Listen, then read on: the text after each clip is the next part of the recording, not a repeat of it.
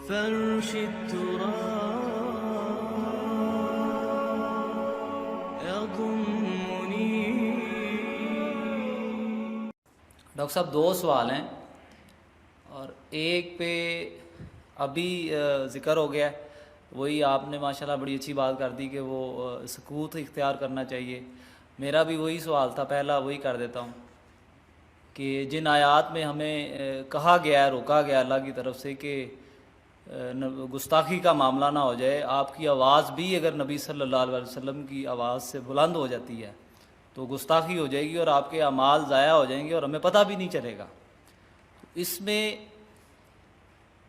اب میں گستاخی معاف بعض دفعہ محسوس کرتا ہوں. آپ کی ماشاءاللہ ہمیں اللہ نے رہنمائی عطا فرمائی ہے، ہم بڑے خوش قسمت ہیں، خاص طور پہ جب آپ قرآن پڑھتے ہیں. مجھے سچی بات ہے بڑا ایمان میں اضافہ ہوتا ہے. لیکن بعض دفعہ ایسا لگتا ہے کہ جیسے نبی صلی اللہ علیہ وسلم دل کے حال اللہ جانتا ہے. میرا یہ یقین بھی ہے کہ انشاءاللہ تعالی جو ایمان کی سٹیج اللہ نے آپ کو عطا فرمائی ہے وہ کم لوگوں کو ملی ہوگی، میرا یہ یقین ہے. لیکن کبھی یہ خیال گزرتا ہے کہ شاید وہ تقریر کی روانی میں آپ کچھ ایسا کہہ جاتے ہیں یا ہو جاتا ہے جس سے یہ لگتا ہے کہ شاید یہ سرکار کی شان کے مطابق الفاظ نہیں ہیں، یا وہ ہمیں سمجھانے کے لیے آپ کہہ رہے ہوتے ہیں. تو اس لیے اس پہ تھوڑا سا یہ کر دیں کہ اگر بندے کی نیت 100% ہی صحیح ہے لیکن زبان سے ایسے الفاظ نکل جائیں جو نبی صلی اللہ علیہ وسلم کی شان کے مطابق نہ ہوں تو وہ گستاخی گنی جائے گی یا اس میں اللہ پاک معاف کریں گے. دوسرا سوال میرا یہ ذرا موجودہ دور کے بارے میں ہے کہ میں سمجھتا ہوں جتنا اللہ پاک نے آپ کو نام دیا ہے، آپ کو علم دیا ہے اللہ نے، یہ جو ہمارا سیاسی سیٹ اپ ہے، پولیٹیکل لوگ جو ہیں، ان کو میں یہ سمجھتا ہوں کہ آپ کو ضرور بلانا چاہیے. بڑے بڑے جو ہیں، اس بات پہ کیا آپ یہ ذمہ داری محسوس اپنی نہیں کرتے کہ اس دور میں یہ جو اسلام کو بدنام کر رہے ہیں اور یہ جو عجیب سی توجیہات پیش کرتے ہیں ماڈرن، میں یہ سمجھتا ہوں، میں آپ کو اپنا قائد مانتا ہوں، دینی قائد مانتا ہوں، دنیاوی قائد مانتا ہوں، میں یہ سمجھتا ہوں کہ آپ کو ایک دفعہ ان کو بلا کے، 2 دفعہ بلا کے، 4 دفعہ بلا کے، کم از کم یہ تو کہنے جوگے ہو جائیں کہ ہمارا دین صحیح ہے، ہم صحیح ہیں، لوگوں کو صحیح بتا سکیں یہ انٹرنیشنلی. یہ جو ہماری طرف آتے ہیں کہ یہ فنڈامنٹلسٹ غلط ہیں، یہ تاثر دور کرنے کی آپ کوشش کریں، اللہ آپ کو جزا دے. اور دوسرا فرمائش ہے تیسری کہ ڈاکٹر ذاکر نائک کا اگر کوئی ارینج کر دیں ایک دفعہ، ہم ماشاءاللہ آپ کے وہ آپ کو پسند کرتے ہیں تو ایک دفعہ پاکستان میں ان کو دعوت دیں، اگر پاسبل ہو تو ہمیں 1-2 ان کے لیکچر سننے کو مل جائیں. شکریہ. پہلی بات تو یہ ہے کہ اصل میں جو بسا اوقات میرے تقریر کے دوران بظاہر محسوس ہوتا ہے کہ اس میں حضور کا نام آیا ہے اور ہم نے درود نہیں پڑھا، صلی اللہ علیہ وسلم نہیں کہا ساتھ ہی، وہ اصل میں اس پس منظر میں ہوتا ہے کہ اگر میں یہ کہہ رہا ہوں کہ ابو جہل نے کہا ہے محمد تو یہ کیا کر رہے ہو، اب اگر میں یہ کہتا کہ ابو جہل نے کہا ہے محمد صلی اللہ علیہ وسلم تم کیا کر رہے ہو، اب یہ اس کے اندر ظاہر بات ہے کہ ابو جہل تو صلی اللہ علیہ وسلم نہیں کہے گا، یہ تو آپ نے ایڈ کیا ہے نا.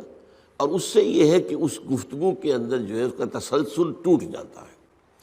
تو وہ متکلم کے حوالے سے بات ہوتی ہے. اس کے بعد میں کیا کرتا ہوں، جب جملہ یا بات ختم ہو گئی تو صلی اللہ علیہ وسلم کہہ دیتا ہوں تاکہ وہ جو ایک کمی رہ گئی درمیان میں اس کو پورا کر لیا جائے حتی الامکان.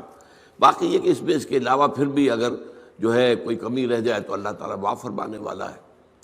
دوسری بات یہ ہے کہ یہ جو آپ جن کے بڑے لوگوں کے نام لے رہے ہیں، ہمارے معاشرے کے اندر ہر شخص کی ایک قیمت مقرر ہو چکی ہے. آپ کے نزدیک میری قیمت کچھ اور ہے،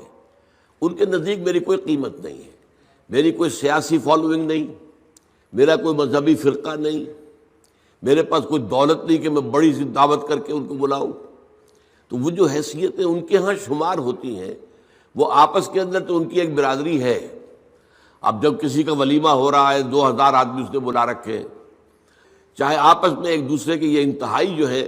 وہ دشمن ہیں، لیکن یہ کہ اپنے سوشل معاملات کے اندر ان کی فنکشنز میں جانا اور آنا، ولیموں میں، نکاحوں میں، فوتیدگی پر، یہ ان کا ہے. تو میں در حقیقت ان کی اس برادری میں شامل ہوئی نہیں. میں تو درویش ہوں. آپ کے نزدیک میری قیمت جو ہے وہ ہے، کسی اور کے نزدیک بھی ہو سکتی ہے، لیکن ان لوگوں کے نزدیک میری وہ قیمت نہیں ہے. نہ میرے بلانے پر کوئی آئے گا، نہ کوئی میری بات سنے گا. ویسے جو میری باتیں پہنچ رہی ہیں ان تک انہیں معلوم ہے، ایسا تو نہیں ہے.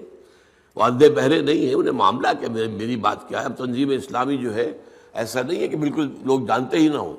اب اس کی ایک حیثیت بن چکی ہے، اس کا ایک مقام ہے، لیکن وہ سننے کو تیار نہیں ہے۔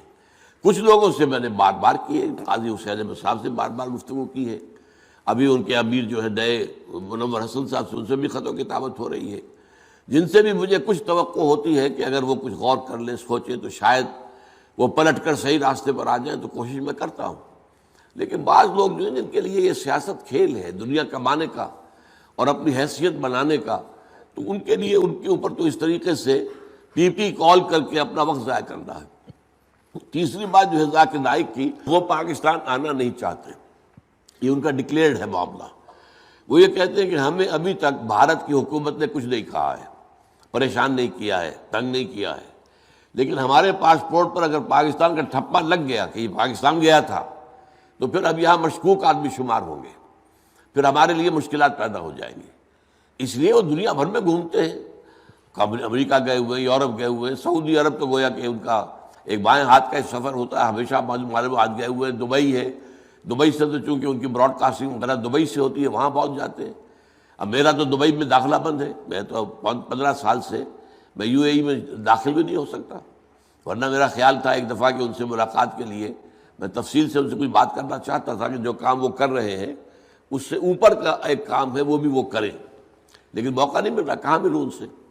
اور وہ پاکستان آنے کو تیار نہیں ہے۔ میں تو حیران ہوں، مجھے اصل میں پہلی مرتبہ وہ بھارت کی حکومت کو صحیح اندازہ میرا نہیں ہوگا جو انہوں نے مجھے دے دیا وہ ویزا، لیکن اب تو وہ ویزا دینے کو تیار نہیں ہے مجھے۔ تو اسی طریقے سے ان کا معاملہ ہے، ان کو یہاں پر شاید ویزا تو مل جائے، لیکن یہ کہ وہ ان کا کہنا یہ ہے کہ وہاں کی حکومت سے پھر ان کا معاملہ خراب ہو جائے گا۔